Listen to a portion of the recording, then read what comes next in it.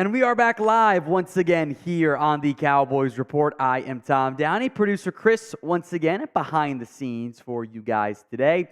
Have our normal full show. We'll run through some news and rumors, injury updates. We'll also take an in-depth look at the rookie class, and it's not exactly a good one at this stage for the Cowboys. Then we'll do our Giants preview as well. Before we get going, a $10 super chat. Sims and Floria brought up an excellent argument on the Schoonmaker touchdown play.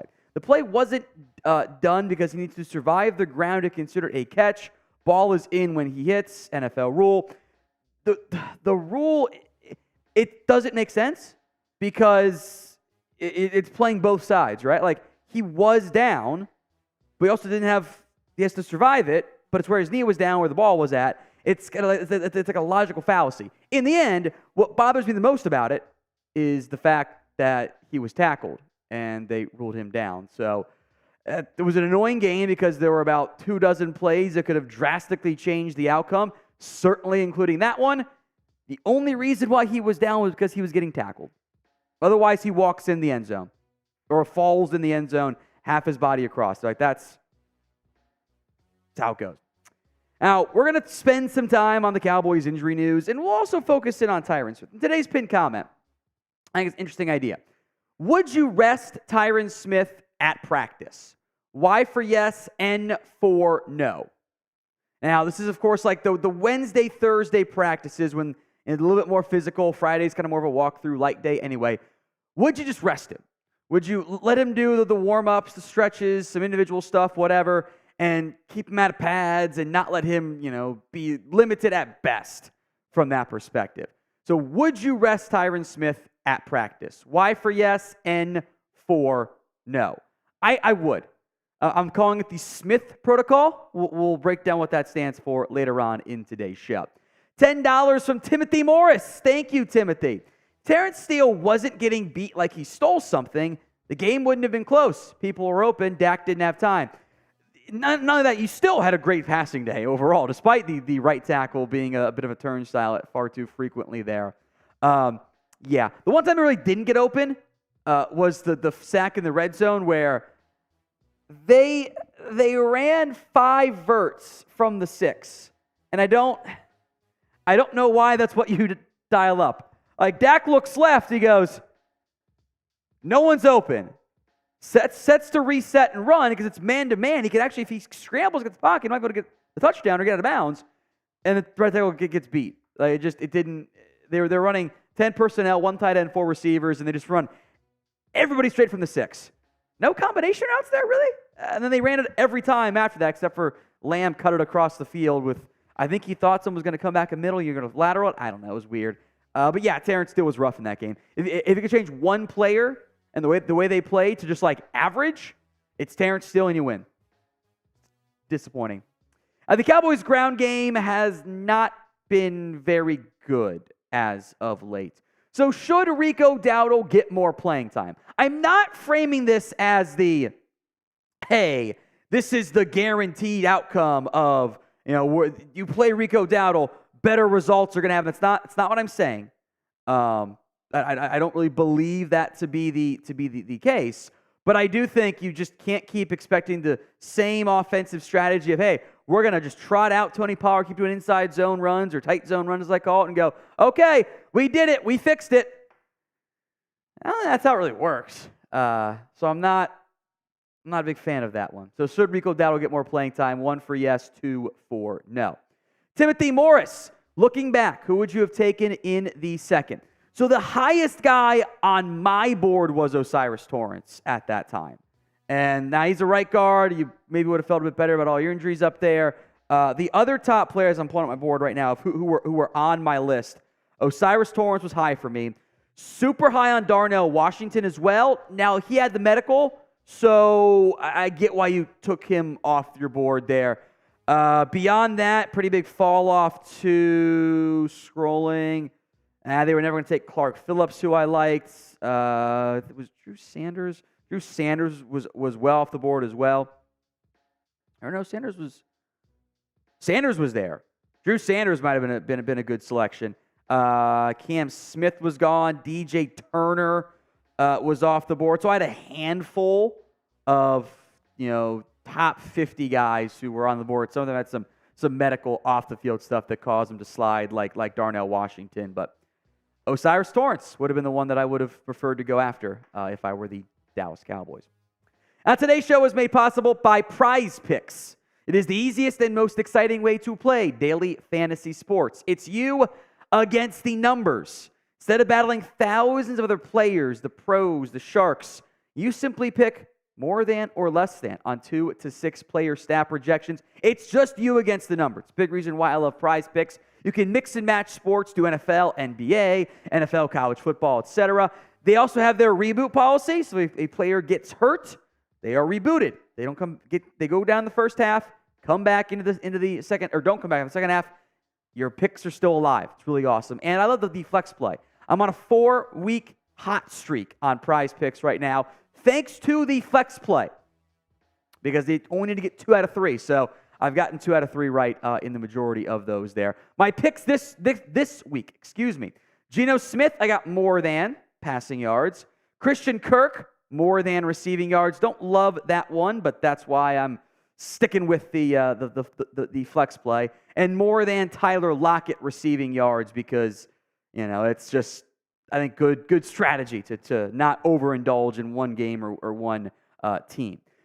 Go to prizepicks.com/CLNS and use code CLNS for a first deposit match up to $100. Link will be in the comments and the description of today's video.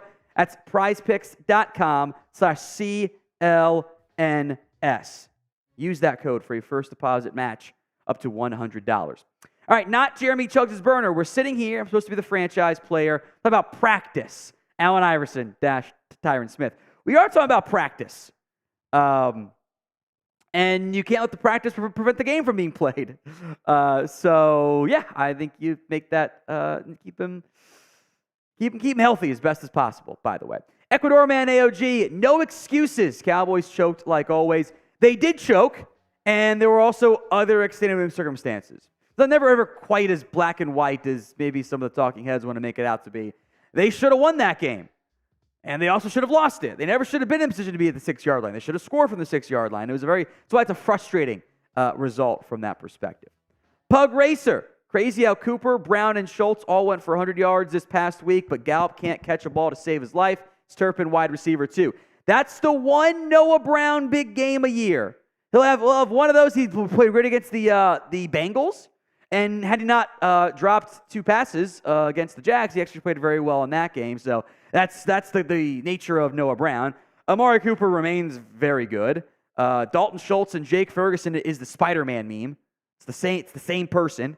Best time was when you throw for almost 500 yards in Houston because they just chucked it around nonstop. Turpin is not wide receiver 2.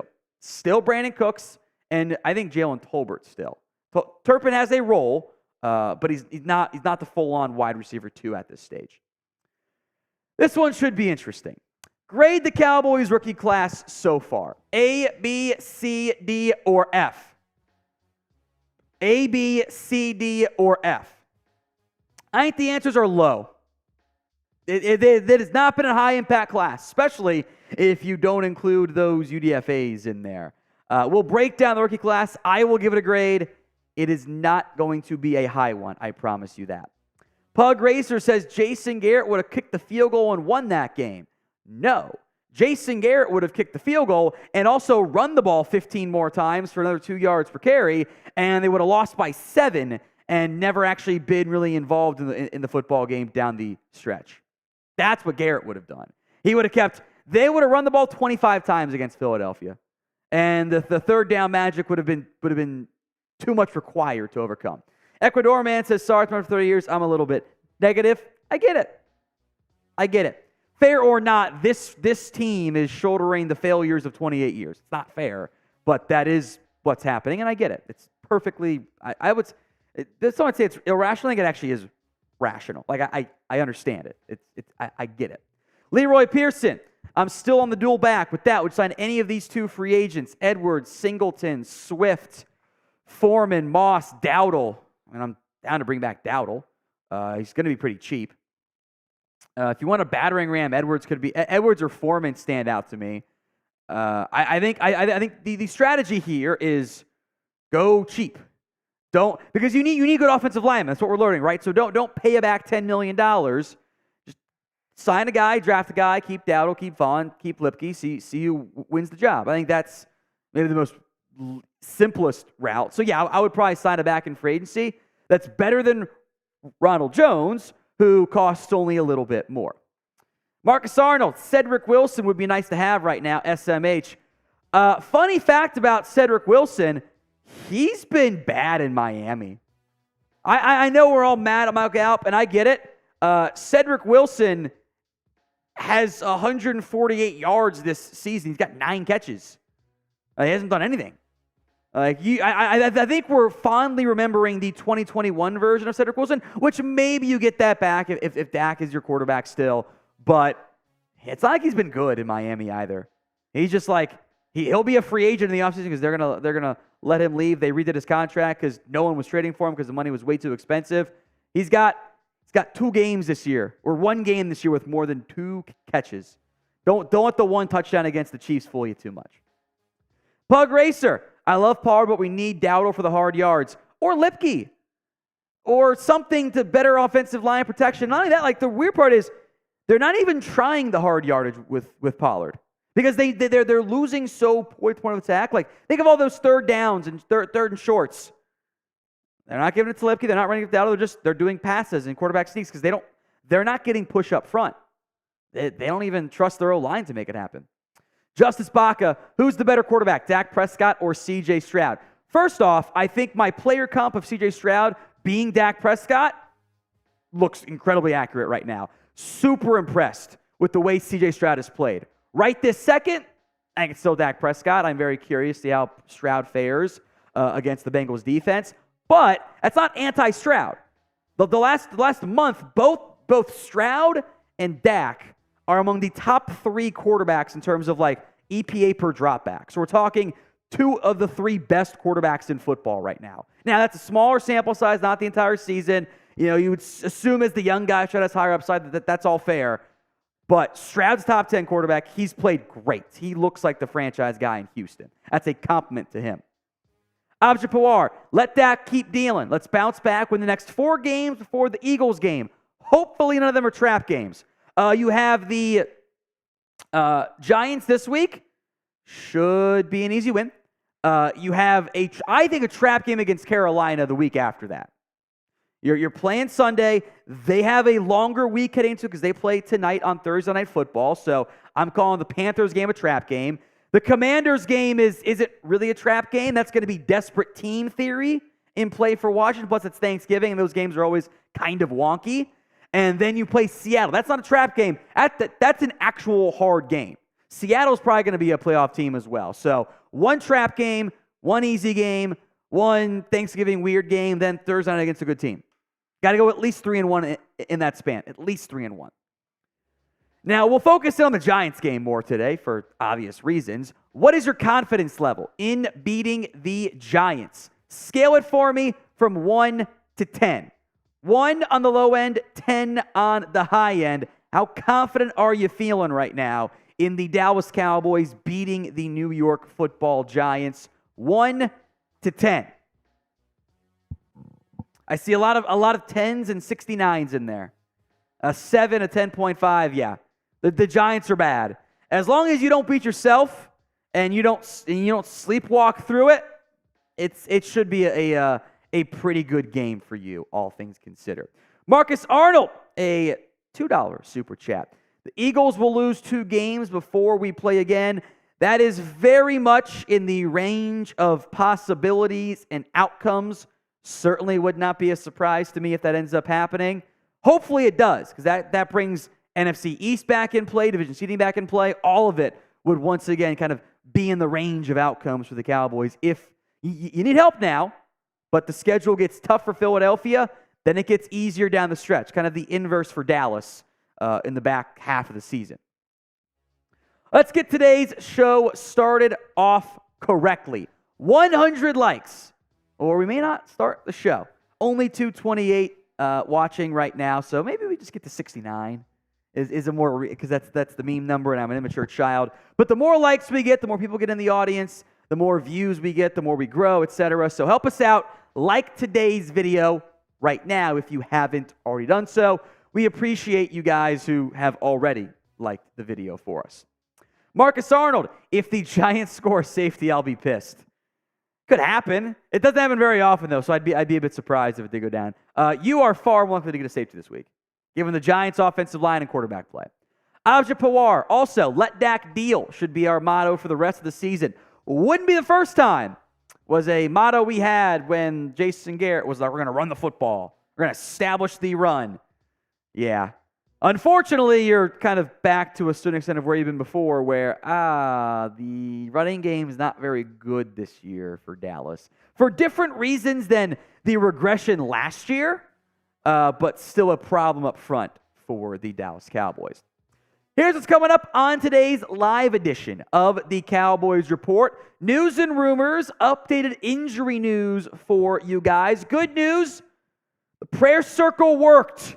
Nothing changed on the Cowboys injury participation report, although one player is very much murky to go this week, and it's not the name you might expect. The rookie report will recap all the rookies so far for the Cowboys, the good, the bad, and lots of the ugly. A mailbag, don't worry, we'll get to your super chat here in a little bit after the news and rumors portion of today's show. And a Cowboys-Giants preview, all coming up live right here on the Cowboys Report.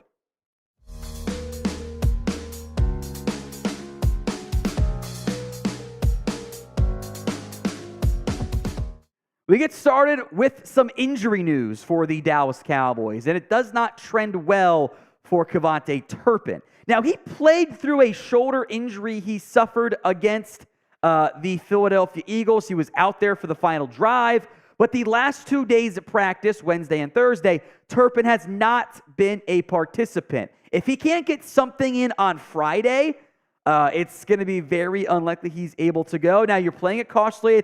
It's a Giants Week 10 game versus a playoff game, so don't want to make things worse. And I'm willing to bet some of the adrenaline has worn off a little bit from that perspective with just, hey, you're now having to sleep and you flew and your body's adjusting to, oh yeah, my shoulder's in some pain, by the way.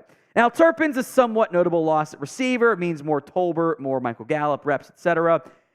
The return game is where you will probably most notably feel the loss of KaVontae Turpin. The options are, and this is what they did at practice today, Deuce Vaughn can do punt return and kick return. I don't love him back there. He's not nearly as dynamic as Turpin is, but he'd probably be active if Turpin can't go. Also, other kick return options. Rico Dowdle, who's done it this year and did it when Turpin has gotten hurt, and Wanye Thomas. You're going, wait, the safety? Yes. Wanye Thomas has done kicks in practices in camp before and actually was a kick returner at Georgia Tech. He actually housed 2 kicks in his first season, or in his freshman season. So they'd probably make it Dowdle and Vaughn, but Thomas also an option for Dallas. Meanwhile, Tyron Smith. Now, he did not participate again today with the illness designation, but he was at practice. He was just kind of doing like some stuff on the side, which means had he been healthy, not like illness being there makes me think they're being cautious with him, and they're trying to limit his workload during the week. Mike McCarthy said the Cowboys are open to sitting him during the Wednesday and Thursday practices, and I think this is going to be the plan without the illness designation and more rest, not NIR for not injury related. This is about getting Tyron Smith to 2 Sundays each week. When he has been out there this year, he's actually been really good. It's not quite vintage Tyron, who was at one point like the best or second best left tackle in the game, but he's still like a top 5 or top 10 left tackle. He's playing really well when he's out there. You just have to find a way to keep him out there. So if you do this path, you limit Tyron Smith's actual reps in practice. He'll do walkthrough, individual maybe to a certain extent. Keep it light and limber and easy. And then it means more reps for Chuma Adoga at left tackle. You could even give some more reps to Austin Richards. Bring him along as Eric, who, by the way, just still needs some time overall. So I like this strategy for the Cowboys. Do you like it? Would you rest Tyron Smith at practice and just keep the man as healthy as you possibly can? Y for yes and for no. It is the pinned comment on today's video. So if the ad comes here on YouTube, take advantage of it. Head down there and let me know. I am on board with this, and I'm calling it Operation Smith. You're going, S-M-I-T-H, Tom, what the hell are you talking about? Allow me to explain what I mean. It's the old acronym play, right? Smith stands for Save My Incredible Tackles Health. That's what I'm trying to do here. Ideally, Tyron Smith doesn't have injury concerns. You're not worried about him rolling his ankle or sleeping weird on his neck and not having the neck roll on at practice or whatever and tweaking that or getting his ankle rolled up again or the hamstring exploding off the bone, whatever's happened in recent years. It's not the ideal scenario, but it is the best scenario of your available options. I need him out there on Sundays. He's too good still. I have to bubble wrap him as best as humanly possible. This is the best path to making that happen for Dallas. Now, today's show is made possible by Prize Picks. It is the easiest and most exciting way to play daily fantasy sports. Here's the big reasons why I love Prize Picks. It is you against the numbers. You don't go up against thousands of other people or the pros, the sharks, just more than or less than 2 to 6 player stat projections. You can mix and match sports, NFL and NBA, NFL and college football, whatever you feel like. I also love their reboot policy. It's injury insurance. Player goes down in the first half, that player is rebooted, and your picks stay alive despite the injury if that guy does not come back in the second half. And the flex play, because I'm really good at getting 2 out of 3. I've done it 4 weeks in a row, with last week getting all 3. But I've done the flex play each week. It's a great success. My picks this week, I'm loving the Geno Smith, Tyler Lockett stack for passing yards and receiving yards, and I'll take Christian Kirk more than out of the slot against San Francisco as well. Go to prizepicks.com/CLNS and use code CLNS for a first deposit match up to $100. Link will be in the comments section and the description of today's show. Again, folks, that's prizepicks.com/CLNS. Use code CLNS. How about the idea of more Rico Dowdle? There's been some conflicting info out there on if the Cowboys will potentially increase Dowdle's usage so far this year. I think we would all agree the Cowboys' running game has been poor. It has not been very good this season. And I think there's a very real argument that the majority, or at least the plurality of the blame, is centered on the offensive line / maybe some of the scheme. But that does not mean that Pollard is blameless. And at a certain point, you got to try new things. This is what Dan Graziano of ESPN reported in his insider article earlier today about the running game and how they didn't call about Derrick Henry. He says they like their running back room. To that point, don't be surprised to see a few more carries for backup Rico Dowdle in the coming weeks. The Cowboys still believe in Tony Pollard, and they believe their offense line performance is a bigger part of their run game struggles than their lead back. But they also acknowledge the run game isn't working the way they need it to. And mixing in Dowdle is one way they could try to address it in the short term. Now, first off, I feel like this was written by me. That's very much the things I have been saying for a while now about the ground game. I think Pollard, he's probably maybe lost a little bit of juice there. It's not like he's slow, but the entire ground game looks worse than it did last year, and you changed the scheme, and isn't that the big change from that perspective? More on this to come here. But should Rico Dowdle get more playing time? 1 for yes, 2 for no. Sound off for me in the comments section with your thoughts right now. Now, the issue is that Mike McCarthy doesn't seem inclined to make that, but if we take his word at face value, asked about it on Monday, says I'm comfortable with our play time right now. Pollard's played a lot, and frankly, from a percentage snap count perspective, you're probably pushing things a little bit higher than even what I would like to do in the running back room. I don't think you want this to be a top end player. Like looking at the averages, you're looking at Tony Pollard as, he's averaging 48 snaps per game. That's almost top 5 in the NFL. And the guys above him, 2 of them have been hurt already. 3 of them, if you want to include, Christian McCaffrey, Alvin Kamara missed time. So giving him a pretty massive workload snap count-wise, which, kind of raises some red flags for just overall durability for any back. And if you're going to keep doing this inside zone, this tight zone stuff, as I call it, let's give Dowdle a shot. Now, Dowdle's numbers would look better if they didn't call a fictional holding on Luke Schoonmaker, because that was not holding. I don't really care what Craig Olsen says. He was in the frame. That's how it's supposed to be. Now, Ferguson on that play, by the way, honestly, maybe they meant to call it on Ferguson, because he was holding on that one. But I want to at least try Dowdle more. I think you can keep Pollard fresher, 4 games right now, but also, how about just later on in the season? Right? Like, I'm not actually buying the wear and tear stuff right now, because it's been an all-year thing for Pollard. It's not like he started the year hot and then it's cooled down. But I'm worried about, come playoff time when you need Pollard out there. You're going to give him a massive workload and be like, oh, surprise, he's beat up. And I think you've leaned too much into the Pollard direction right now. But frankly, not making any changes to this ground game right now, isn't that the definition of insanity? Keep trying the same thing and expecting something else? We're talking about a running game right now that's not moving the ball effectively at all, no matter who is back there. Hasn't been great for Pollard, hasn't been great for Dowdle, but it's been a small sample size. Yet, you've given, Tony Pollard upwards of 65% of the snaps in all but 1 game this season. It's a really high percentage. It's higher than what you were giving it to Zeke even at times in the past. I think 60 is maybe a better range, not like 65, 68. I'm talking somewhere in that 5 to 10% change range. That's the number we're looking for. And Dowdle can do pass protection stuff too.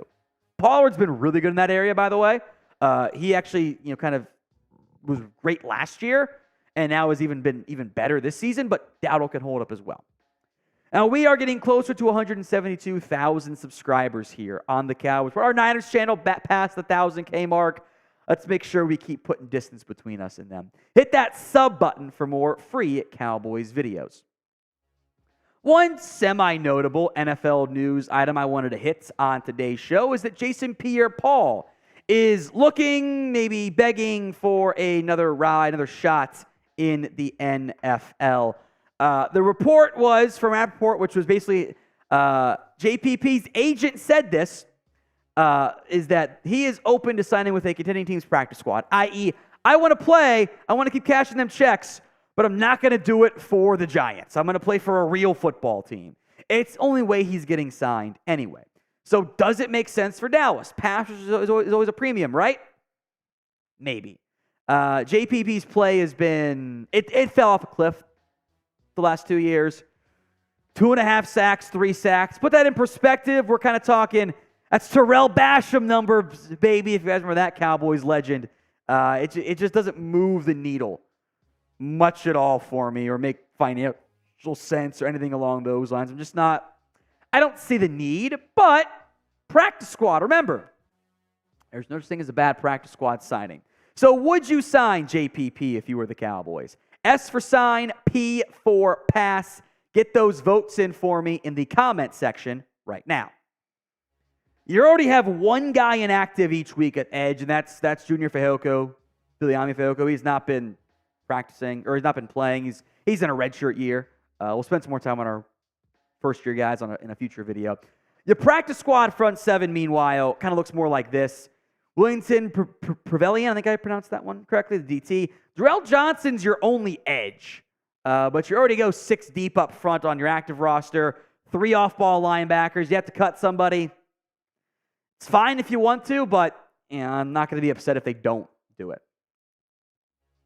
What is your confidence level in the Cowboys right now? Scale it for me from 1 to 10, and we'll get to some of your super chats here in just a moment as well. But get your confidence levels in right now. Scale it from 1 to 10. Justice Baca, I think the next 3 games will be like it was against the Cardinals. Maybe one of them will be.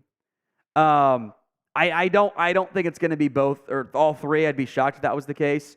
You should have at least 1 blowout win. I think the Panthers game, you'll kind of fart around for a little bit because that's a trap game, I think. Or at least that's my fear. And then beyond that, I'm looking down the barrel of Commanders Thanksgiving Day. It's going to be a weird one. It's not going to be a trap game, but they're kind of like a fringe back end playoff contender, so they'll give you a fight. Will Marshall, J. Lou hasn't looked the same. Thoughts? Yeah, a little bit worse. I think he's the decline in play has set in. Far from his best level of performance so far. I think we saw some of his best stuff earlier on during the free J. Lou campaign. Not the same guy. As your fourth corner, though, he's doing fine, but now he's your third. So that's still the weak spot in the secondary, which isn't, well, your safeties have not been very good either. I've been very disappointed by the play of the safeties. Jaron Kearse has gotten better, struggled early on. Malik Hooker is kind of like the last line of defense. He's fine in that role. Donovan Wilson's been a real disappointment for me. It's like a real bad disappointment. Ecuador man, thoughts on Mazi? Please, no, he's young BS. He's referring to this that I've said before. Mazi is a developmental pick. Have to be patient there. No one wants that because it's a first-round selection. He's a backup defensive tackle.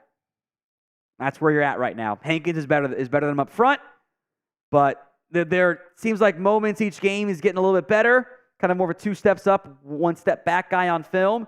It's not what you want to hear.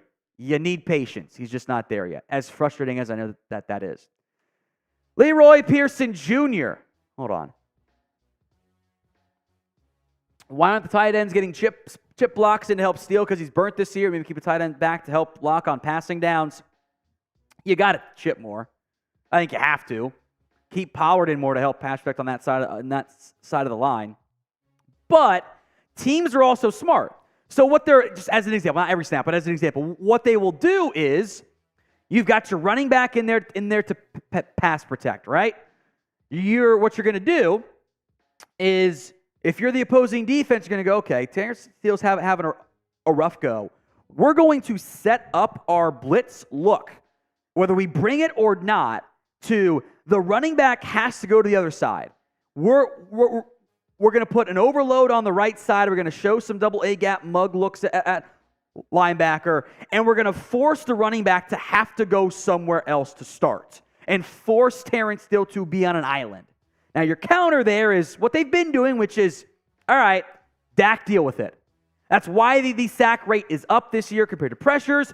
Also why he's made more plays outside of structure. He can see it. He's been handling it for the most part pretty well, but you're going to give up some sacks as he did against Philadelphia. You could also keep that tight end into block, except your tight end is also your second best pass catcher right now.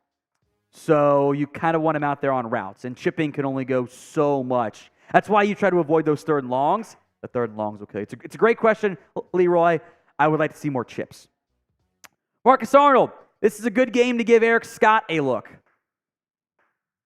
But will they? It's a good game to give Eric Scott a look if you get the opportunity to do so. But you also need the opportunity to do it. And you still need special teams guys, and you're not going to bench a starter. So maybe you sit Deshaun Wright, but he's kind of a good special teamer for you. Good or at least playable special teamer. You're not going to give Eric Scott reps if you can't help on special teams. I don't know if he's there yet. I would like to see him play, but I don't know if that's where we're at this stage.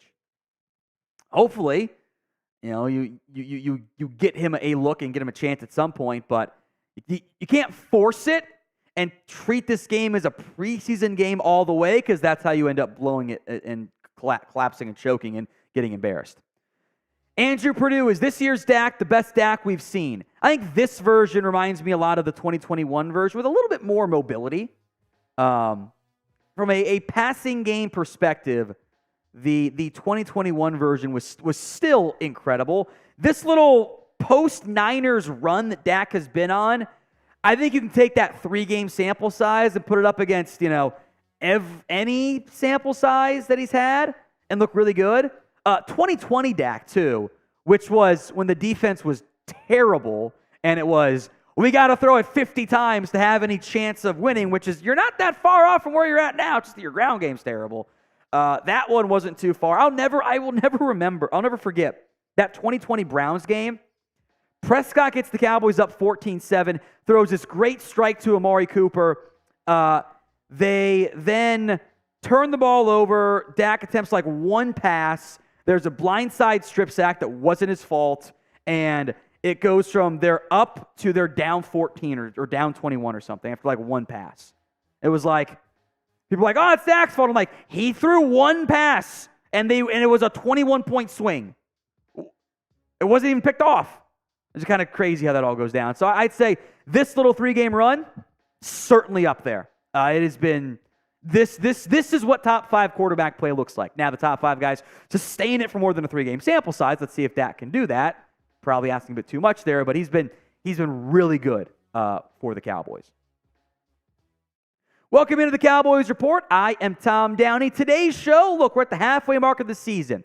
What a better time to look at the Cowboys 2023 NFL Draft Class, kind of give out some grades so far this year and break down the good, the bad, and frankly, a lot of the ugly. Now, I do want to make note here.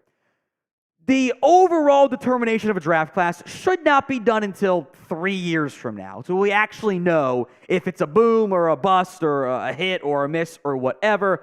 But we're just focused in on what we've seen so far through a half season. We will grade on a curve for the day 3 selections. You know, those guys are day 3 picks. Expectations matter here. And, you know, there is plenty of upside down the road, but again, we're focused on the short-term results. So the Cowboys' 8-man rookie class here is Mazi Smith, the first-round pick, Luke Schoonmaker in the second, DeMarvion Overshown in the third, Viliami Feoko in the fourth, Awesome Richards in the fifth, Eric Scott in the sixth, Deuce Vaughn as well. Remember, they traded up to go get Eric Scott, and Jalen Brooks in the 7th round. I'll give out grades here overall for each individual player, but you guys have been watching the games too, and I think we all are in agreement of how these grades are going to go. So grade the Cowboys rookies so far this year. A, B, C, D, or F. We'll go in order of the picks. Oh, Mazi. Fatty's only's single greatest moment, I suppose. He has not done anything this year. He's played 25% of the snaps for the Dallas Cowboys, 5 tackles, 1 TFL, 1 pressure. His role is not to be a stat sheet stuffer.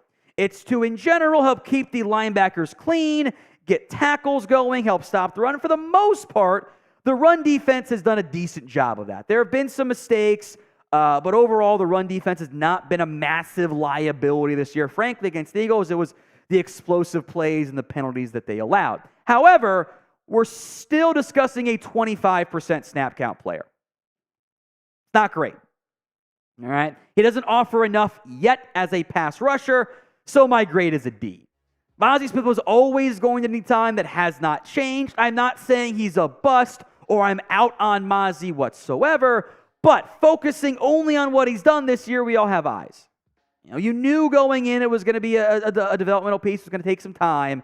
But there has been very little year 1 impact. Maybe against the Giants, who will probably try to run the ball a lot, he can make some more splash plays. But for now, it's still a work in progress, but there are signs of improvement on the film, staying a little bit lower, better hand usage.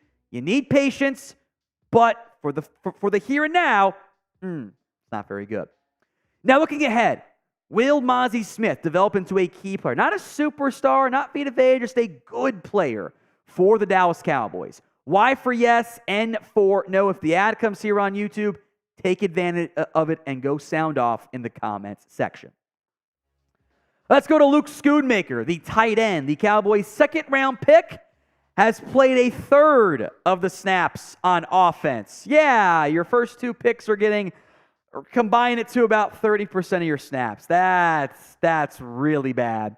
8 games played for Schoonmaker. He's got 3 catches, 14 yards, 1 touchdown, and 2 drops. That's bad. Here's my issue with this pick. Great athlete. He can hold up in blocking decently. The Cowboys drafted a backup tight end who is worse and older than the current starter in Jake Ferguson, and they spent a second-round pick on that. That's not what you're going for. That's why I'm giving you an F. And that's why I'm being a little bit more negative on Schoonmaker, because at least with Mazi, looking ahead, you've got the upside to do more. You've got the potential to have him emerge as a key part and have success, but isn't Schoonmaker's ceiling capped? Is he ever going to be better than what we've gotten so far out of Jake Ferguson? I don't think so. Look at what happened. The Cowboys felt they needed a tight end, and they reached on one, and the results have been really bad so far. Who has been the bigger disappointment for you guys? MS for Mazi Smith, LS for Luke Schoonmaker. Sound off for me in the comment section right now. Now for the one that makes me sad. That's DeMarvion Overshown. He looked awesome in the preseason, in camp. He was in line for a significant role, and then unfortunately tears his ACL, and now we'll see, should be back to go next season, but the difference between return to play and return to performance, and it sucks. So I'm actually not going to grade Overshown. He was trending towards being by far your most impactful first-year player. I think even if LV had been healthy, he would have been starting at linebacker, probably alongside LVE. It's disappointing, but it's because of unfortunate luck with injuries. So I liked what I saw at the beginning, but incomplete for now. Today's show was made possible by Game Time. You should not have to worry when you're buying tickets to your next big event, whether it's concert, theater, or, of course, sports, right? Which I don't get to go to football games anymore because we got the show to do. It makes it more fun. One thing I like most about Game Time is you can see your seat before you buy. It's kind of like a live photo. You select your seat, and you can move it to the left, to the right, and see what kind of angles you get and just actually have a good feel for where you're going to be sitting. I love the zone deals as well. You pick the section, Game Time picks the seats because, hey, why do you have to care if you're sitting in seat 7 or seat 13? Average of 18% savings when you do that, by the way. They're also giving you guys $20 off your first purchase when you use promo code CowboysChat, COWBOYSCHAT, Cowboys Chat, when you create your account at gametime.co and download the app. Link will be in the comments section and the description of today's show. Of course, terms do apply. Create your account and redeem code CowboysChat. Links in the comments and the description of today's show. Liami Feoko, the fourth rounder from San Jose State, has not been active for any game this year. Now, he is a fourth rounder, so I will grade him a little bit on the curve here, D-, because it's clearly a red shirt year, which we are now 4 picks deep to the Cowboys draft class, and your best guys played 33% of your snaps. And now you're into day 3, when the expectations are, when you get out to the top like 175, can they make the roster or not? Who knows? It's not been a great, your premium picks, your first 4 picks, just not very good. Now, we will have a live Cowboys-Giants watch party for you guys on Sunday. You knew we were going to be there, right? We don't miss games. Hit that sub button, even when I had the food poisoning the one day and I battled through it. YouTube.com/@CowboysTV. Actually now one of your better draft picks this year, relative to expectations. Awesome Richards, the 5th-round pick. He's actually been pressed into duty a little bit this year. And he clearly needs more time. He probably should have been flagged for a hold on the Brandon Cooks touchdown against the Rams, but he got away with it. Hasn't been a massive liability in the small sample size. I think he just needs some more time in an NFL weight room to add some power, add some strength, and give him some more go. But unlike some of your recent day 3 draft picks along the offensive line, he's actually played and he's actually showed promise. So I'm going to give it a B. I think this has been it's been a good pick so far. You don't really want to have him play more than what he's played so far because that means you got injuries up front. But I've seen enough promise say it's a good pick for the Cowboys, at least based on expectations so far. Now, who has been the best rookie for the Dallas Cowboys so far this season? And maybe it's Austin Richards. Maybe it's still Mazi Smith. Maybe it's one of those UDFAs we'll get to here in a little bit. Sound off in the comments section. Let's go to Eric Scott, the forgotten 6th-round pick because he plays corner. He has yet to be active for a single game this season. Kind of sucks. You're injured at corner. You've not put him on the active roster. That's a D. I'm not going to flunk a 6th-round pick. It's a 6th-rounder. Like, come on. Now, you did move a 5th-round pick for him, which, don't know about that one there, Jim. But it's a redshirt year. Let's check in later. No real impact there. Now for apparently the controversial one, which is Deuce Vaughn. Now, the 6th-round pick for the beginning part of the season, up until you had special teams injuries, was actually your most productive draft pick. Yeah, sounds crazy, right? Before you had to kind of bench him because he doesn't help on special teams, which is a negative against him. He was actually producing for you so far this year. He had been, an impact piece, not an impact piece, but he'd been a piece for you up in the backfield, and at least maybe more so in the passing game. Most of his runs came in garbage time when the backup offensive line was in. There were really no holes, only averaging 2 yards a carry, but 25 touches is actually a not insignificant amount for Deuce Vaughn. It's just that he hasn't done that much with them. The lack of special teams value that's not return-based does bring it down here. But he's played for you. Like, if you only include the games active, his snap count percentage is actually higher than most rookies on this team, which is a damning indictment on what else you have done so far this year. So I'll give him a C+. I kind of waffle between a B- and a C+. Late 6th-round pick, always consider the expectations of probably not going to do that much for you in year one.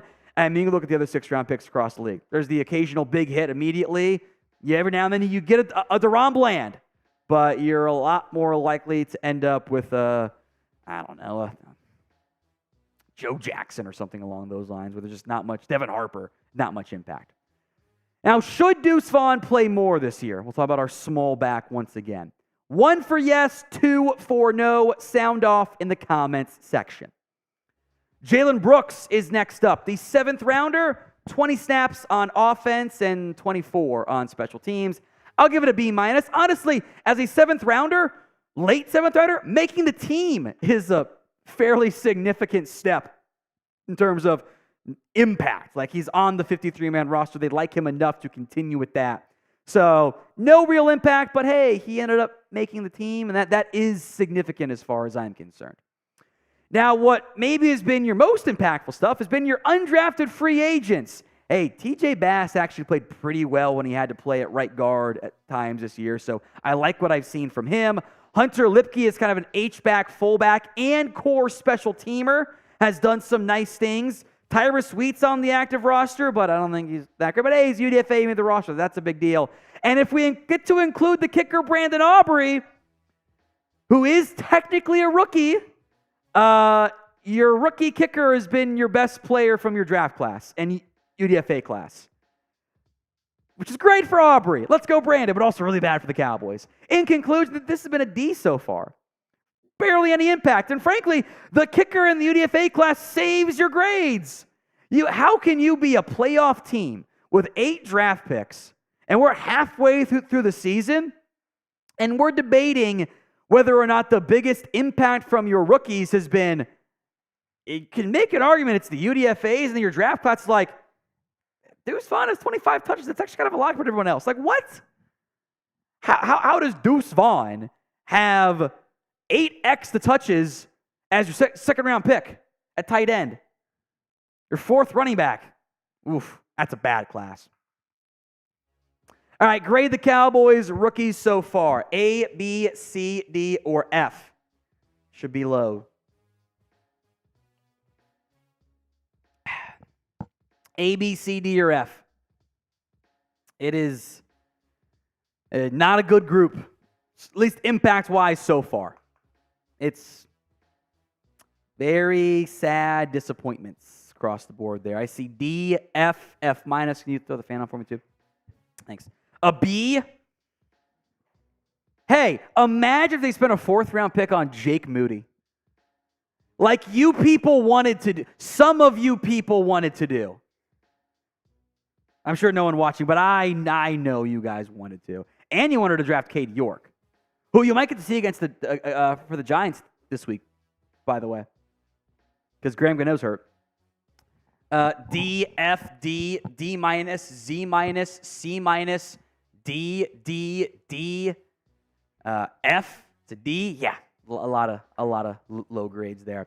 We'll get to our mailbag now. Once again, folks, there are 2 ways to get on the show.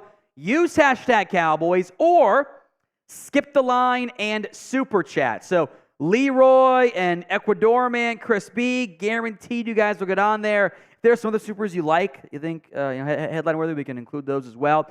Get your questions in, hashtag Cowboys or super chat to get on the mailbag.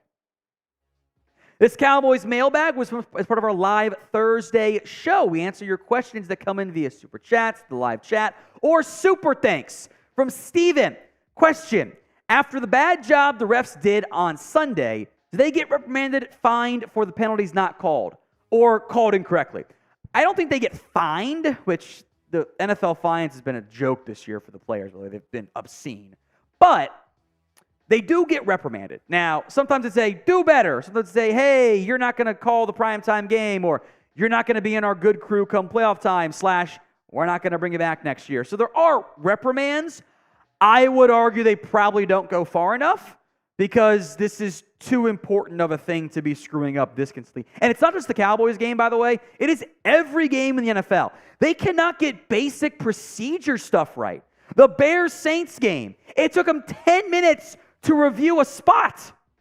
They didn't know if it was a first down. They ruled a first down, then a 4th down, then a first down. They reset the play clock twice. They had no idea what was going on. They had to challenge it. They had no clue. It took me watching live 30 seconds to know it's a first down right here. And they couldn't figure it out. The worst call in the Cowboys-Eagles game, by the way, ended up not mattering, was the Chuma Adoga illegal formation call. It was not an illegal formation. He checked in as eligible. Dak literally looked at the officials and gave the sign to point to Adoga like, you got him. The ref said yes, and then they throw the flag. He's like, wasn't covered up. He's not supposed to be covered up. He's the tight end on that play. They can't get the basics right, let alone the judgment calls. The refs are a mess this season. Now, to a more positive note here, we do the raffles on our Sunday shows. By the way, you're going to love Sunday's giveaway. I can't wait. It's one of the best ones we've ever given away. But not everyone can watch live. So I do want to extend this offer as well. Every $10 super thanks that comes in will be entered into our raffle as well for the watch parties if you can't join in. Throughout the week, $10 will put you in the same cost as the raffle item. So every $10 in the future, we will include that into our raffle because I want to make sure people who can't watch the game live with us, because people are working or whatever, they still have a chance to win as well. So $10 super thanks gets you entered into our watch party raffle for that week. Mighty Ants, what's up with Matt? Well, let's go. I don't know. I'm not sure this is an injury IR stash or if he's just not healthy yet. I haven't heard much about it. Doesn't seem like he's all that close. There's also kind of you don't need another right tackle if he's not healthy. So, that's kind of the one on steer right now. So I'm not really sure. Maybe we get some more word later on this year. Maybe he re-aggravated that shoulder, which has been a problem, unfortunately, for him. Marcus Arnold, thanks. If we're going to get bad play on the O-line, are they getting healthy players? Bench Tyron, Biadasz, Steele, and they'd be learning. For starters, Tyron's played really well for you. So I'm not benching him. Even though I have been disappointed by Tyler Biadasz, he's still better than what Brock Hoffman is. Now, you can make the argument for Terrence Steele. The issue is you need him to get healthy. You've paid him. And Adoga is probably better on the left side. Richard's not a right tackle. I kind of want to let Steele try to work his way through it. If it becomes untenable, which it kind of was against Philly, but if that continues against other competition, maybe we can reevaluate. But I'm not worried about health. I'm trying to put my best 5 out there. And for now, I think Terrence Steele is still a part of that conversation. Hopefully, the return to performance comes in the near future. Now, what is your confidence level in the offensive line? Scale it for me from 1 to 10. It is the pinned comment of today's video. If the ad comes here on YouTube, take advantage of it. Head down there and let me know. Leroy Pearson Jr. Based on Tyler Biadasz's play this season, who holds the upper hand in negotiations this offseason? I know he's not the best center, but we can't afford to lose him if we're not going to replace him with a bona fide center. Totally get where you're coming from. The advantage is probably pros and cons. Like, the Cowboys can't tag Tyler Biadasz. The franchise tag for O-line cost is the same, so it's like $22 million. It's just not going to happen. So it's either pay him or let him hit the open market. I think he's been maybe a little bit worse, the same from last year. I thought he was kind of undervalued by PFF last year and maybe a bit overvalued right now. I haven't, the leap hasn't come yet. And that's what's disappointing to me. I think you've got a low-end starting caliber center. I can spend a draft pick on one. I can sign somebody else in free agency. I know that's dangerous, not having a tried and true option behind him right now. It's probably not Brock Hoffman, but I'm also not breaking the bank right now. What you're paying him to be is fine. You're not paying him anything. He's giving you a league average play. That's a fine contract. I'm not going to pay good starter money for an okay starter. That's a bad investment. Ecuador man, can we finally admit Deuce was a publicity stunt? But he wasn't. That's the thing. He was probably going to be drafted in the next 20 picks or so, even if the Cowboys hadn't done it. He's small. That is a very real liability that he has. But if he were a publicity stunt, he wouldn't have been playing early on this season. So I think you'll see him again this year too, by the way. Now, today's show is made possible by Game Time. They have killer last-minute deals, all-in prices, views from your seat, and their best price guarantee. Game Time, to put it simply, takes the guesswork out of buying tickets. My favorite part is their zone deals. You pick the section, and Game Time picks the seat for an average of 18% savings, and their Game Time guarantee means you'll always get the best price. If you find tickets in the same section and row for less, Game Time will credit you 110% of the difference. So download the Game Time app today, create an account, and use code CowboysChat for $20 off your first purchase. Once you create your account, download the app. Bottom right of the screen, you'll see the profile button. Click it. Then you'll see redeem code, I think it's 3 or 4 down in the middle of the app. Go in there, plug in COWBOYSCHAT for $20 off your first purchase. Terms do apply, but check the comment section and the description of today's show. The link and the promo code are going to be in there. Chris B, draft this year is why you have to do free agency and trades. Correct. Overall, the Cowboys are a good drafting team. They're probably one of the top 10 drafting teams, if not bordering on top 5 in the entire NFL. However, you can't rely on 33% of your available upgrade options to carry 100% of your team because you're going to miss on picks. It's impossible not to. Everyone does it. You're going to make mistakes. You're going to have bad luck, bad player injury, whatever. You have to do more than sign a 6th offensive lineman, a back who got cut, and a long snapper in free agency. That's not good enough. And then make 2 trades and say, oh, those are our deadline deals. No, they're free agency. Completely agree, Crispy. Jay Smooth, Jalen Tolbert should be starting over Gallup. Yes, he should. It's been a much heavier rotation as of late. And by the way, I did go back and look, and after the drop by Michael Gallup, the next drive, it was all Tolbert. Did not sub Gallup in there, and they eventually put him back later on in the game as well, eventually. But yeah, I think Tolbert should be playing over him. Absolutely should. Andrew, why not bring back Des Bryant if you're signing old Bryant to play wide receiver? It's funny. I would also caution, keep your Martavis Bryant expectations low. We will see if he does anything. It's kind of just a lottery pick. Des is done, unfortunately. He's not on the same juice he did after all the injuries, and he was never as fast as Mark Davis anyway. So Dez is just not going to happen there. But chance to ask this question. Who is your favorite Cowboys player? Not the best, just your favorite player. One of my favorites all time shall continue to be Sean Lee. Sean Lee's hamstrings were not like mine and made of cotton candy. He would have been an all-time great. Just couldn't quite stay healthy. The stats of Sean Lee off on the defense were insane. Sean Lee is my answer. Timothy Morris, if Terrence Steele wasn't getting beat like he stole something, the game wouldn't be close. People were open. Dak didn't have time. And he still threw for damn near 400 yards in the game despite it.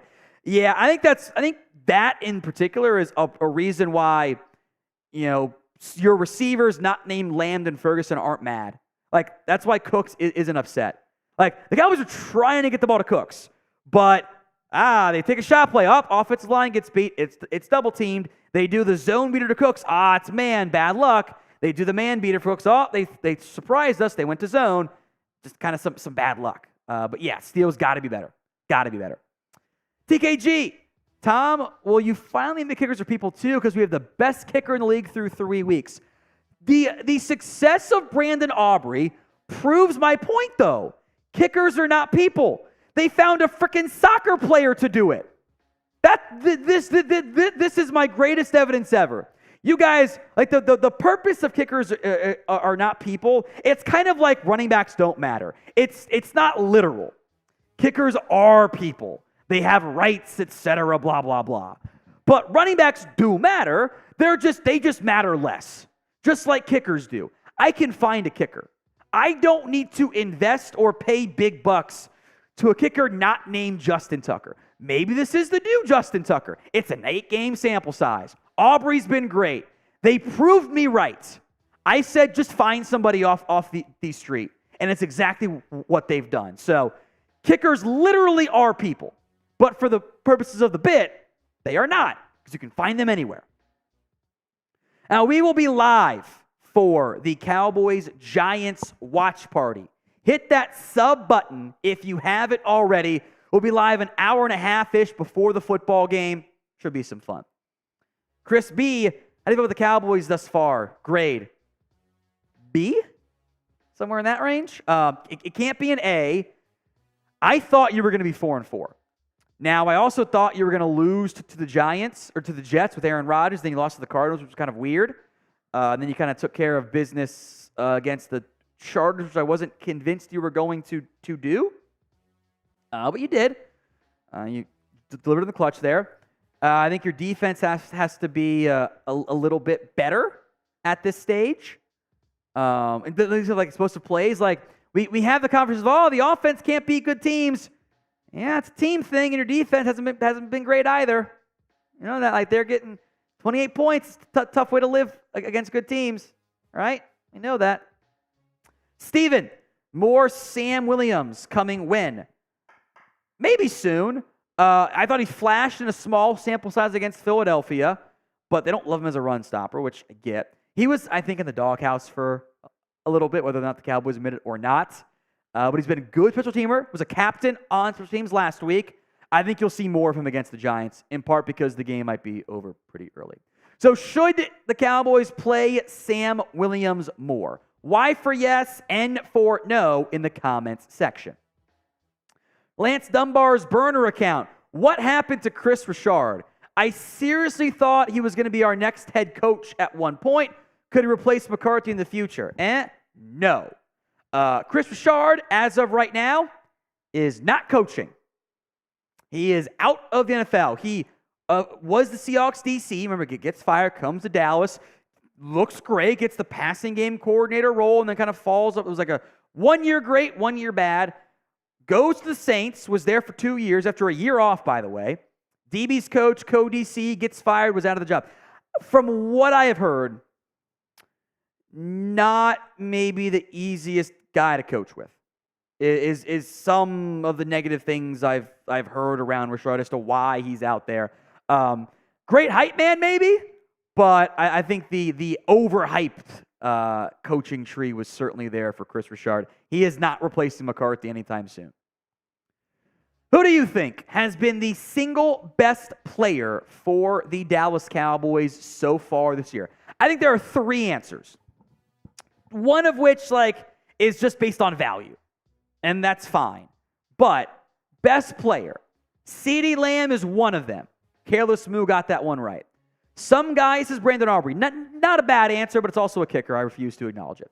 Deron Bland, not a bad answer either. Probably in that 4th category. Micah Parsons. I'd give it to Micah and Lamb, and then you probably at least honorable mention Dak because quarterback value. But I think Lamb's better and Micah are better pretty clearly. Just that, receiver edge versus quarterback. And then maybe your top 5 gets rounded out with Deron Bland and I don't know. I'm not sure who I want to go with there for the other one. I'm not putting the kicker in. I refuse to do it. On principle alone, I refuse to do it. Now, someone got mad at me for saying running backs don't matter. First off, I was doing a comparison of what the running backs don't matter campaign meant.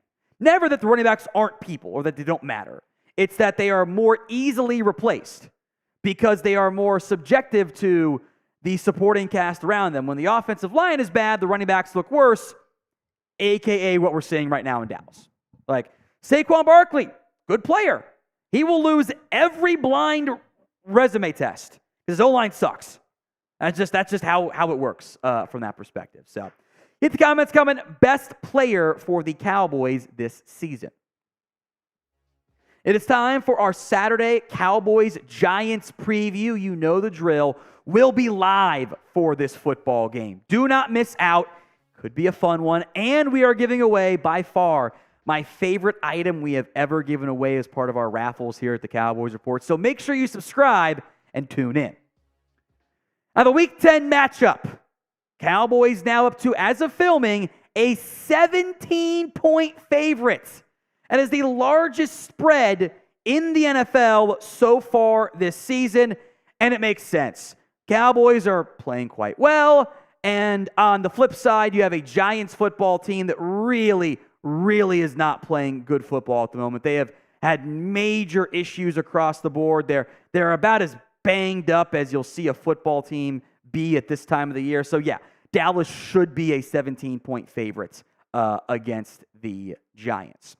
Now, the Cowboys injury report here. We'll go quickly on these. The Wednesday, Thursday designations are all the same to make note of that. Tyron Smith, illness. I think he'll be fine. Kevontae Turpin, DNP 2 days in a row with the shoulder injury. I'm not feeling great about that one. Would not be surprised if he's out. We'll know more Friday/Saturday. Marquise Bell, Osa Odigizua have been limited so far this week as of our filming right now. On Thursday, those guys should be fine. Maybe Osa's on a pitch count. If the game gets out of hand quickly, you pull your key players like Bell and Osa earlier than maybe you normally would. The Giants, meanwhile, now seems like Andrew Thomas is going to be good to go. He's been battling a hamstring as of late. Darren Waller is off the injury report. Now, what's noteworthy here is that Adoree Jackson, DNP's 2 straight days with a concussion. That does not bode well. That makes me think he's going to be out. So now you're down your best corner in an already bad secondary. Evan Neal, DNP with an ankle. He's in a boot. He's not going to play. So now you're kind of at this point of oh no, this is not great for Evan Neal. Thomas has been limited. He should be good to go. So it's a backup right tackle. It's the Tank Lawrence, Micah Parsons rubbing their hands together. Because they're going to feast against a bad Giants quarterback and a bad offensive line anyway. Justin Pugh has been a full participant. He should be good to go. But the big loss there is going to be Adoree Jackson, Evan Neal, unlikely to play against the Cowboys.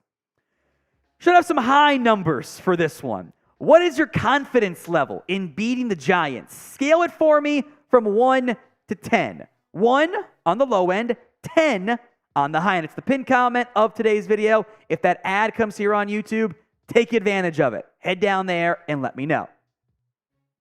All right, number 1 matchup to watch. How about the run defense against the Giants offense? I would fully expect the Giants with Tommy DeVito back there at quarterback to try really, really hard to run the football, or at least get the ball into Saquon's hands on some simple, short stuff. Here's the good news for the Dallas Cowboys. The Giants will commit to running the football. They do not run it very effectively. As you can tell, Saquon Barkley at about 4 yards a carry this year. We complain about the Cowboys' ground game being at a 4-yard per carry unit. The Giants are too. Now, Saquon can bust one at any point. Limit the explosives. Make the Giants just run, pass, have them do long, sustained drives. I don't think they have the horses to make that happen. Matchup number 2. What about the special teams battle? Last week against Philadelphia, you made 2 massive errors that really hurt you, that were the hidden yardage, right? Brandon Aubrey kicks it out of bounds. Big mistake. That put the ball at the 40. Rashaan Evans, a face mask on a touchback. What are you doing? The ball's in the end zone. How are you taking the guy's helmet off? That cost them 30 yards on those 2 plays. That matters a lot from that perspective. Now, the good news. Overall, DVOA, it's a great metric for determining who's a good special teams unit or not. The Cowboys are 3rd. It does help when you haven't missed a kick since week 1 in that area, and you have some nice returns from Turpin, who may or may not play. Keep an eye on Deuce Vaughn and Rico Dowdle, Wanye Thomas if he can't go. The Giants are second to last in special teams DVOA. So, yeah, the matchup in favor of the Cowboys. If Turpin plays, I don't think he's going to. We'll see. A return TD would be very much in the cards. Today's show is made possible by Prize Picks. I'm a big fan of what Prize Picks offers for the following reasons. Number 1, it is you against the numbers. You don't have to battle thousands of other players. You pick more than or less than 2 to 6 player stat projections. That's it. You can mix and match sports, NFL, NBA, NFL, college football, etc. And I love their reboot policy as well. It's injury insurance, folks. If a player goes down in the first quarter of a game or half of the game for whatever reason, concussion, you had Anthony Richardson, he gets hurt, shoot. It's okay. The reboot policy keeps your picks in play. And that way, if you get all the other ones right, you still hit. I think it's a great policy. No other DFS platform offers it right now. And I love the flex play. I got to get 2 out of 3 right. That's it. That's all I have to get. It's that simple. And I've done it 4 weeks in a row, only one of which would have been all 3 correctly. Less return, of course, but coming out on top. My picks this week, Geno Smith, Tyler Lockett. I'm stacking those 2 more than passing and receiving yards, of course, respectively. I'll take more than Christian Kirk receiving yards as well. Go to prizepicks.com/CLNS and use code CLNS for a first deposit match up to $100. Link will be in the comments section and the description. Again, it's prizepicks.com/CLNS and use code CLNS for a first deposit match up to $100. Matchup number 3, Dak Prescott against the Blitz. Now, what I'm curious here is if the Giants and their staff feels more desperation and they decide to bring more pressure than what they have done in the past against Prescott. The Giants' blitz percentages by game, 48%, 56%, 63%, 34%, 12.5%, 40%, 84.5% against the Niners, 53-29. The Dolphins and Cowboys, and the Bills mixed in there as well, are the notable outliers compared to the near 50% blitz rate that Don Martindale dials up. Now, there are reasons for that. Predominantly, Wink won't bring the blitz if he's worried about bringing the pressure, right? Josh Allen scrambling, making plays. They respect Allen, the quarterback. They clearly did not respect Brock Purdy on a short week, by the way. The Dolphins, you can't blitz against Tyreek Hill and Jalen Waddle that much. Bad things might happen if you get beat. And the Cowboys, historically speaking, Dak Prescott has dealt against the blitz. This year, 5 TDs. There are 3 interceptions. I will make note, 2 of those came in the disaster performance against the 49ers. You take that away and you're still, even with it, you're doing really good. 7.7 yards per attempt at a 73% rate.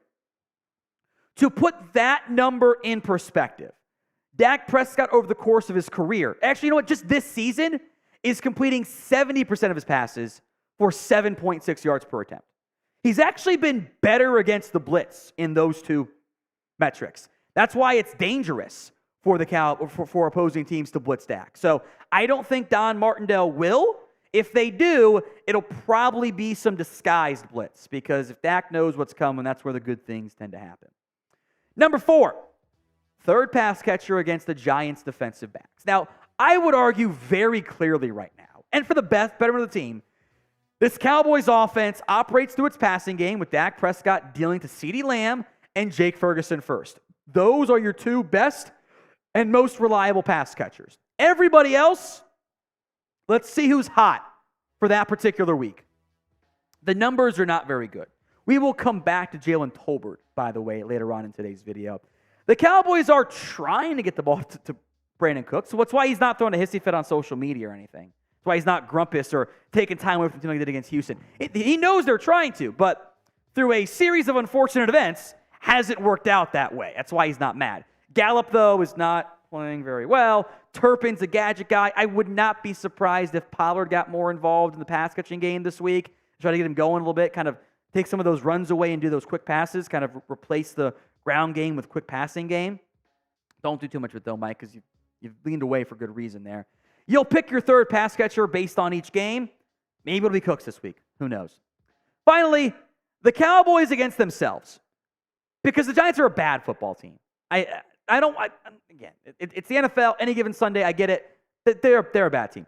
The Giants cannot beat the Cowboys by themselves. Now, the Cowboys can beat themselves. They've done it before. But this is a game the Cowboys. It's why the spread is so damn massive. So will the Cowboys cover the spread this week? Y for yes, N for no. Sound off for me in the comment section right now. Some players to watch. I know you guys want to get Cooks involved. They've been trying. It's why Mike doesn't like the questions. He gets mad because he knows they're trying. Just some bad luck involved there. Jalen Tolbert, though, is the guy I'm going to watch this week. Because you're going to start Cooks. You're going to start CeeDee Lamb. Who's your third starting receiver? I think it is time for Tolbert to be that option for the Dallas Cowboys. It is time to put him out there and see if he can handle the full workload and not be the freaking liability that, frankly, Michael Gallup has been as of late for this football team. First touchdown pass last week of the season from Dak Prescott. 10 catches, 120 yards. I saw some of the chemistry stuff on display. When Prescott has to break that pocket because the O-line's not doing that much there, he finds Tolbert. Tolbert comes back to him. That matters. Give me more Jalen Tolbert. All right, next up, the safety room has been a point of personal pain for me because I love the group. I sung their praises. I love a good safety play, and they have been a disappointment this year. And maybe no player on defense was more disappointing to me last week and kind of like just skated by because of the way the game ended than Donovan Wilson. He was a team captain against Philadelphia. I get it. Tone setter. 1 tackle. 1 missed tackle. Played the most snaps among all your safeties. Really? That's all you did? Do better, Dono. I know he's a way better player than what we've seen this year. Maybe he's coming back from the injury still. I get that. He's got to get going. I need more out of Donovan Wilson right now. Number 3 is Terrence Steele, the offensive tackle. Get better, Terrence, please. The numbers for Terrence Steele have fallen off a cliff. And look, to be fair, there is a difference between return to play, like Terrence Steele has already done, and return to performance. Unfortunately for Michael Gallup, the return to play happened and the performance is not. I think these next 3 games, got to get right for Terrence Steele. He doesn't trust himself or his technique. He's worried about planting. That's why he can't get to the inside as quick. And he's lunging, trying to get to the lineman quicker, and it's putting his base off. And if you waist bend, you're cooked as a tackle. Like it's technique issues bore out of not being fully comfortable or feeling he's fully back yet. That's going to take time, but it needs to take less time than what it's taken so far. Just on the unfortunate reality right now. Osa Odigizua at number 2. Now, he is a bit banged up right now. I am waiting for the true breakout. The first 2 games were great from Osa, and he's shown flashes, but the consistency hasn't always been there. I wonder if Osa is your new DeMarcus Lawrence, a guy that might just cook against the Giants. That interior offensive line, not very good. Osa against the Giants in week 1, 4 tackles, 2 sacks, 2 TFLs, 4 pressures on it was under 40% of the snaps. The game was over, so they sat him, and he played great. I want him to get going again. Take away that interior presence and make life hell on that offense. Number 1 player to watch, DeMarcus Lawrence. I told you I wasn't going to do the best players every week, and I avoided Lamb and Dak and Micah today, which makes me happy. Take Lawrence. For whatever reason, as I've said before, tends to turn into DeMarcus Tank Lawrence when he gets a chance to play against the New York Giants. Statistically speaking, he has been one of the better players against the Giants overall. He's got, I believe it's 11 sacks in his last 12 games against the G-Men. He's got an entire season's worth of Pro Bowl results against them. And now Evan Neal's injured, the right tackle, where he'll get some rep against him. And so it's going to be Tyree Phillips. Yeah, Tank and Mike on this front might feast this week. So would you rest Tyron Smith at practice? Y for yes, N for no. This is the pinned comment, by the way, on today's video. We will put up 2 minutes on the clock. We will not loop today, but any more supers that come in, we will stay alive for. 87% say yes. I think that is the proper mindset to have as we sit right now, because historically speaking, yeah, good things have a tendency to happen from that perspective. So Y for yes, N for no. I'd say sit him. I think it makes the most sense. All right, 2 minutes to go. Shard Lee. Dak, over under 242 passing yards against the Giants. Do you know what I want to have happen? I want the under to hit. Because that means it was a blowout, and you ran the ball, and you sat him in the fourth quarter. And that's why I almost always do a single game parlay or something, or prize picks as well on Cowboys. And I'm hot right now. I've just been taking Ferguson and Lamb overs with Prescott overs. It's been crushing. I'm not touching them this week. It might be over at halftime again. So, full game, hammer the over, no doubt. Against the Giants, bad team. But, are they going to throw it enough in the first half alone? I think they're going to try to get the ground game going. Now, you might deal some on third down. He's crushed it this year. But, I can't actually put money on it because I don't. He might go 17 of 23 for 235 and then sit the fourth quarter. He played great, but he didn't get to the over because it was over already.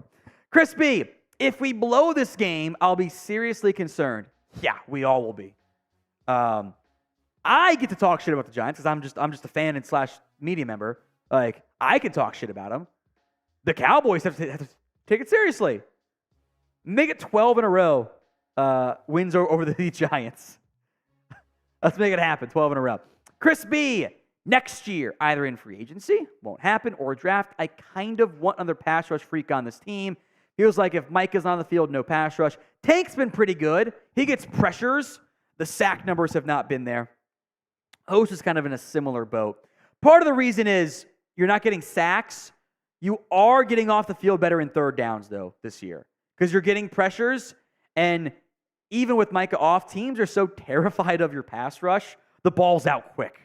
They are not dropping back and doing their 7-step multiple routes. It's nope, it's a quick game. That's all it is. It's a quick game.